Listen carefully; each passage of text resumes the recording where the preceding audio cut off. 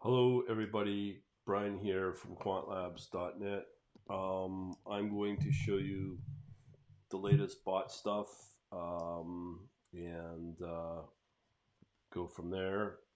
Here's the bot. It does make money theoretically, not oodles on each order position. But right now, this is the latest changes. These are the latest specs on the bot with these moves. You can see here on the 24-hour moves have been pretty good on Bitcoin SV at 4.39%, Cardano 3.41%, or what's another one that we have access to? Bitcoin Cash 2.62%. So those are pretty good moves. And we have here a bunch on the watch list, 12. Let me give you a synopsis on the different markets. Only Ethereum and Bitcoin. I have constantly tried BNB, XRP, and Tether, USDT. I'm finding they end up on the watch list, but there's not enough volume or long enough support to take positions. So I think it's just due to the fact that there's just not a lot of liquidity in those markets to sustain certain pairs. So that means you'll get a lot of whipsaws, highly volatile, not recommended. So when you look at all of this, how do we make this profitable? I just put up a video on it. I can get the exact name here. Just hold on. It will be called Use ATR Multiplier and Parameter for Better Exit Strategy. So in this bot, we're using ATR as the exit. I played around enough with a lot of the um, indicators for exits. ATR is the only reliable one. You could use Fibonacci levels as well, but chances are that if there's not enough momentum in that pair at the time, you may never reach your level that you want to exit at. So if you've been seeing what I do, I like to enter at 618 and try to exit with a target at 786. So what I'm finding, if there's not enough volume or enough momentum for the pair, it will never reach 786. So this is why you would want to use ATR. It's much more reliable. From there, when you're using ATR, you have to factor in parameters. You have to factor in things as well as multipliers on the ATR. If you know ATR, average true range, you know that there's usually a multiplier of 1.5 to 2.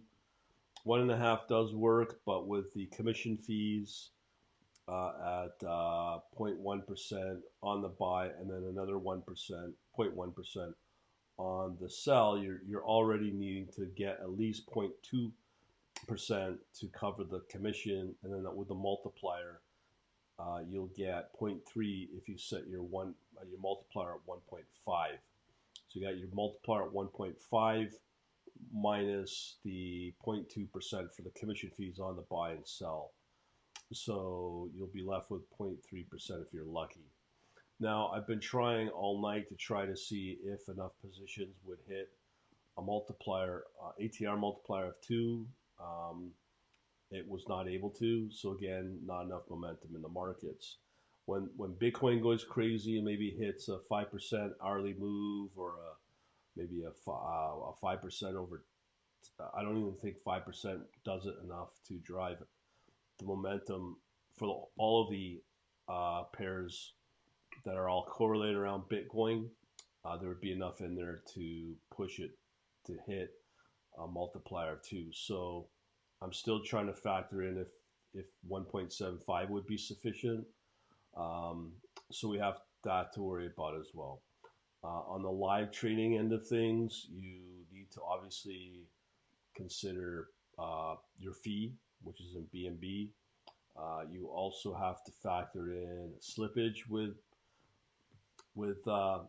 Binance. I've talked about that in my previous video. I just told you.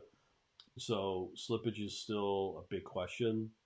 And if it continues to be a problem, then trading in the crypto space is going to be tough to do, especially when it goes range bound, because I'd probably at this point have spent enough time on it and taken it as far as I can. I'm sure there may be other techniques. I've done further research to show on my Facebook group on probably a buried post somewhere on a guy did a study on this and said that if you are starting to put a quantity in of maybe 5,000 whatever in Bitcoin or Ethereum, chances are that the fills are not going to be fast enough. Also, in that video, talked about market orders versus limit orders for the fills, and if they're fast enough to close out. And pricing engine's another concern. Da da da. So you got to factor all these things in. I've also said about my opinion on forex, which has a much higher commission fee, and that is pretty tough to break even on, just alone if you have a multiplier 1.5.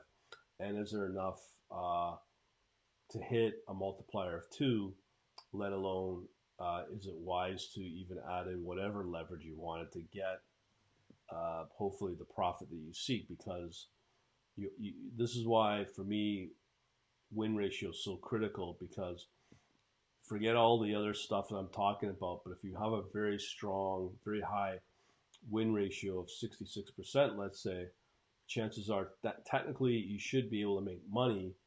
But when you're factoring in all these other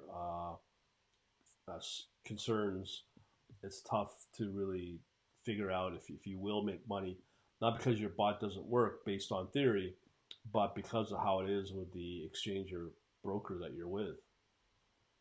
So you need to factor these things. The other thing I'm also contemplating is futures that are heavily regulated by the CFTC. And there's no monkey business going on with that, because any broker that gets caught doing it, any complaints that pile up against the broker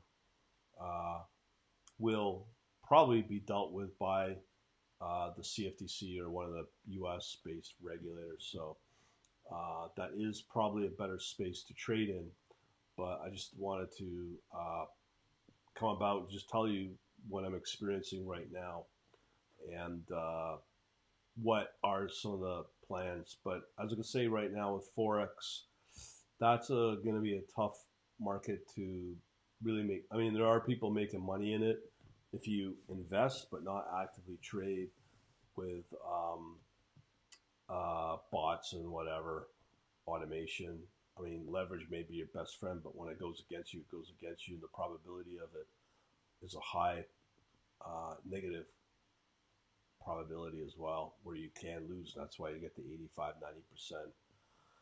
90% losing, even though the ones that are trying real hard know what they're doing to do that. So Forex is one of those. I'm just wondering, probably is a no-go zone as well. But futures is your next option. But at least regulation will be on your side, where the brokers will hopefully be on the right side instead of these crypto exchanges that are not really regulated. They say they are, and same with forex brokers. They're not regulated. They're more can provide the insurance if the account gets blown up, if the broker goes bankrupt. But enforcement in terms of if they're cheating or not, yeah, that's hard to prove. And I mean, FXCM got booted out for whatever, well, for a lot of reasons.